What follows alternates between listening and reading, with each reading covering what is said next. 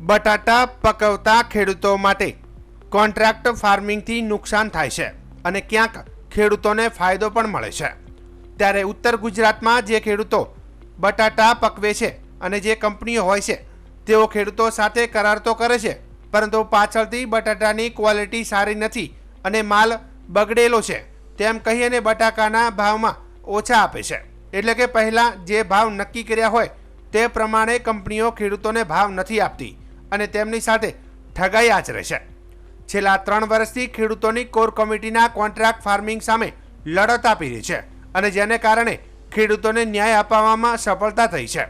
ત્યારે core committee સામે કેટલાક અસામાજિક તત્વો કે જે ખેડૂતોના હિતોને નુકસાન કરે છે અને જેને લઈને આજે અમીરગઢના ઇકબાલગઢ ખાતે ખેડૂતોનું વિશાળ સંમેલન યોજાયું હતું, જેમાં ઉત્તર ગુજરાતના બટાટા પકવતા લગભગ તમામ ખેડૂતો હાજર રહ્યા હતા અને આ બેઠકમાં ખેડૂતોની જે કોર કમિટી છે જે પણ કંપની સાથે અથવા તો સરકાર સાથે વાટાઘાટો કરશે તે ખેડૂતોને માન્ય રહેશે તેવો એક સૂર વ્યક્ત કરવામાં આવ્યો હતો। આજે સાબરકાંઠા અને બનાસકાંઠાના ખેડૂતો અહીંયા અમીરગઢ તાલુકાના અંદર એક મિટિંગનું આયોજન કર્યું હતું।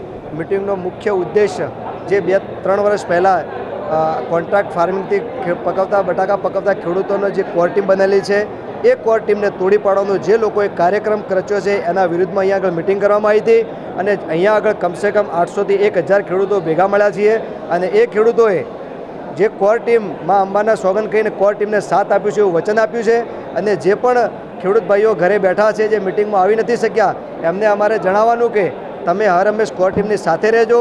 જે લોકો એને કોર ટીમને નીચું દેખાવાનું કામ કરે છે એ લોકોનું કાર્ય એના સંગાતે રહેતા નહીં, એટલું જ આપણે કહેવાનું।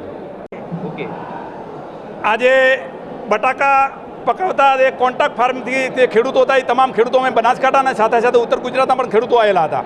અમારી એક જ માગણી હતી કે જે અમારી કોર ટીમ છે એ કાર્યરત વર્ષોથી છે, 2021થી છે, એને અમે તમામ જવાબદારી સોંપેલી છે અને જે કંપનીઓને પ્રોગ્રામ કરાવવો હોય બનાસકાંઠામાં કે ઉત્તર ગુજરાતની અંદર એ કોર ટીમ સાથે સંમતિ કરી અને જે નિર્ણય લે છે ભાવને જે યોગ્ય એના અનુસંધાને અમે તમામ ખેડૂતો કોર ટીમ સાથે જોડાઈ અને એ રીતે પ્રોગ્રામ કરવાના છે એના અનુસંધાને અમે તમામ ખેડૂતો મળેલા હતા। સાથે સાથે જે લેભાગુ તત્વો દ્વારા અમારી કોર ટીમને તોડવાનું ષડયંત્ર રચી છે એમના માટે પણ અમે મળેલા હતા। અમે લેભાગુ તત્વોને પણ કહેવા માગીએ છીએ કે અમારી કોર ટીમ અને અમારું સંગઠન તોડવાનું ષડયંત્ર ના રચો, નકર આવતા સમયની અંદર તમારે પણ ભોગવવું પડશે। જય જવાન જય કિસાન।